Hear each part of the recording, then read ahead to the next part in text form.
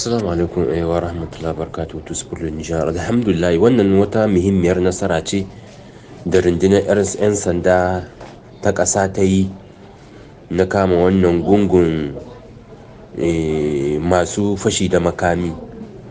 'Yan sanda masu shari'a sun gabatar da wasu gungun 'yan fashi kusan gungu daban-daban a birnin Yame. Ƙungiyar ta farko je ta ƙumshi 'yan fashi kusan gungu guda 5 wanda ke da alhakin fashi kusan kashi 5 wanda kuma su ne ke aiwatar da wannan.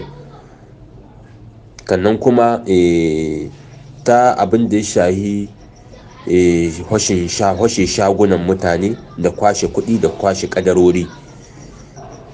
Sannan kuma ƙungiya ta biyu ta ƙumshi 'yan fashi masu yaudara da aikata laifuka na yanar gizo, yaudarar mutane ta yanar gizo domin yaudarar mutane ta kuɗi ko ta wani abubuwa dai haka, abin da ya shahi yaudara ta yanar gizo. Su wa'annan kuma sun ƙumshi su guda 12 ne daga ƙasashe daban-daban. Akwai 'yan Kamaru guda 5, akwai 'yan jamhuriyar Benin guda 2, akwai 'yan Nijar guda 2, akwai 'yan Burkina Faso guda 1, akwai 'yan Cote d'Ivoire guda 1, akwai kuma ɗan Ghana guda 1 masu fonai ta hanyar yanar gizo. Wannan muhimmiyar nasara ce, sai a ƙara raka jami'an tsaron 'yan sanda da addu'a.